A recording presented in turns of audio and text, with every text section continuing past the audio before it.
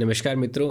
आपने मंदिर में कभी आप गए हो तो वहाँ पे आरती के समय आपने देखा होगा कि एक धूपिया जिसको बोला जाता है उसमें आग को जला के घंटी के साथ में भगवान के चारों ओर घुमा के आरती की जाती है। आज इस वीडियो के माध्यम से इसका पूरा साइंटिफिक जो लॉजिक है इसे समझेंगे।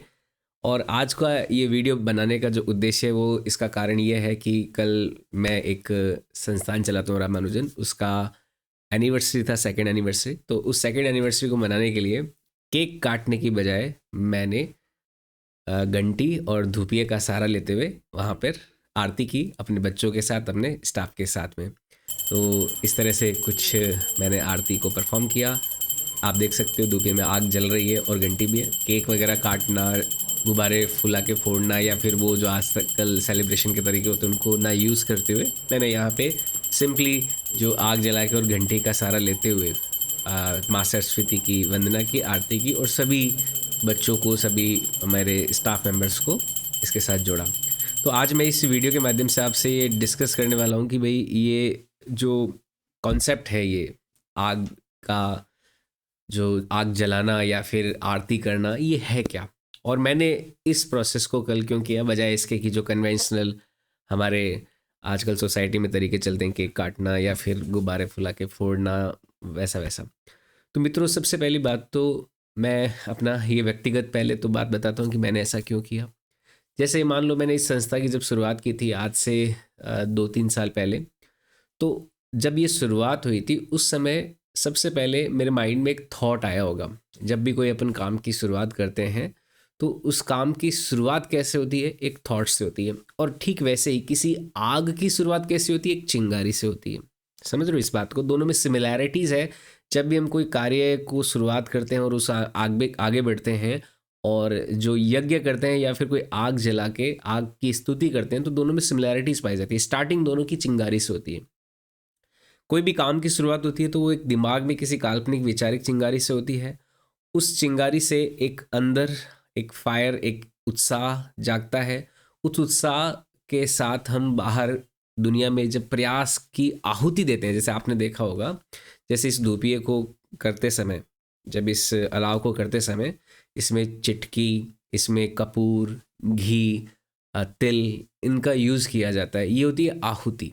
ये आहुति देने से और ज़्यादा आग प्रफुल्लित होती है। ठीक उसी प्रकार से जब हम हमारे लाइफ में कोई हमने कार्य की शुरुआत की है, कोई हमने इनिशिएटिव लिया है, जो विचार से शुरू हुआ था, विचार की चिंगारी से, अब जब उसमें हम अपना एफर्ट्स लगाते हैं, हम अपने इन चीज़ों को करते हैं, प्रयास करते रहते हैं, तो धीरे धीरे धीरे धीरे धीरे वो विचार हमें अपने आसपास दिखने लगता है, अपने आसपास होता हुआ दिखने लगता है और वो आग बड़ी होती जाती है। ठीक वैसे ही जैसे यहाँ पे हम हवन में या फिर जो आग की स्तुति जब हम करते हैं तो उसमें जैसे जैसे हम चीज़ों को डालते हैं, जो पवित्र चीज़ें होती हैं जो धूपी में डाली जाती है, उनका उपयोग करते हैं, तो वहाँ पर भी आग बड़ी होती रहती है। तो दोनों में सिमिलैरिटीज़ पाई जाती है। तो इस प्रोसेस को मैं चाहता था कि मेरे जितने भी मेरी संस्थान से जुड़े हुए लोग हैं, बच्चे हैं, विद्यार्थी हैं, शिक्षकगण हैं, मेरे टीम मेंबर्स हैं, वो सब इस एहसास को महसूस करें कि किस प्रकार अग्नि एक प्रतीकात्मक स्वरूप है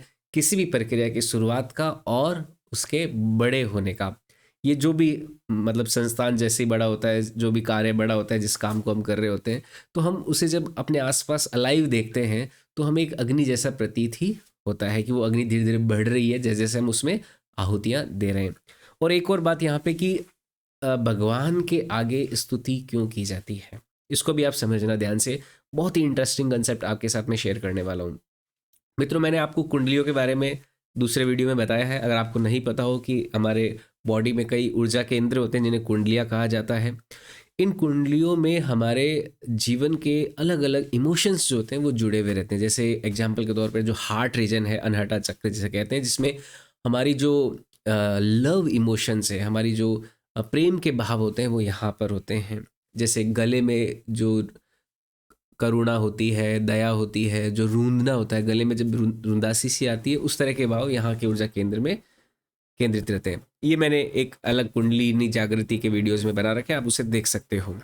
अब ये जितने भी कुंडलिनी केंद्र होते हैं हमारे शरीर के, जितने भी ये ऊर्जा केंद्र होते हैं, ये ऊर्जा केंद्र जब भी हम किसी कार्य में सिद्धियां हासिल करना चाहते हैं, उस कार्य की प्रगति को महसूस करना चाहते हैं, तो इन सभी कुंडलियों के ऊर्जा केंद्रों से हमारे इमोशंस जागते हैं अलग अलग।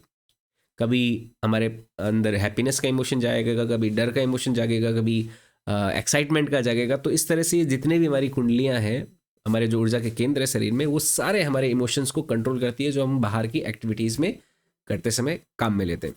अब होता क्या है कि जब हम स्तुति करते हैं, आरती करते हैं भगवान की, भगवान क्या है? The supreme source of energy. Supreme source of energy के सामने जब हम एक पूरा चक्र या फिर आधा चक्र और या पूरा चक्र, इस तरह से 7 राउंड या फिर 11 राउंड, यहाँ पे 7 राउंड या 11 राउंड निकालने का एक पूरा साइंटिफिक प्रोसेस होता है। तो उससे एक चक्कर जब हम पूरा घुमाते हैं, तो उस समय उस अग्नि के सामने हम भी खड़े होते हैं और सामने भगवान होते हैं। भगवान क्या है? एक सुप्रीम कॉन्शियस का एक प्रतीकात्मक स्वरूप है, एक जो लाइट है, सबसे बड़ी जो लाइट है, सबसे बड़ा जो प्रकाश है, उसका प्रतीकात्मक स्वरूप है। तो जब हम अग्नि को यहाँ पर फेरते हैं, तो वो जो सबसे बड़ी ऊर्जा का केंद्र है, वो इन सभी कुंडलिनियों को साफ करता है। इन सभी कुंडलियों के जो ऊर्जा केंद्रों के विकार हैं, विकार यानी कि जहाँ पे ऊर्जा के फ्लो में जो बाधा उत्पन्न करने वाले विकार हैं, जो आप इसको इस तरह से समझ सकते हो, जब भी आप कोई कार्य कर रहे होते हो तो आप आगे बढ़ते समय कुछ ऑब्स्टेकल्स एक्सपीरियंस करते हो। कुछ तो ऑब्स्टेकल माइंड लेवल के होते हैं, कुछ हमारी बॉडी लेवल के होते हैं, कुछ हमारे सोशल होते हैं, कुछ साइकोलॉजिकल होते हैं। बहुत सारे ऐसे ऑब्स्टेकल्स आते हैं जो हमें आगे बढ़ने से रोक रहे होते हैं, फाइनेंशियल भी होते हैं।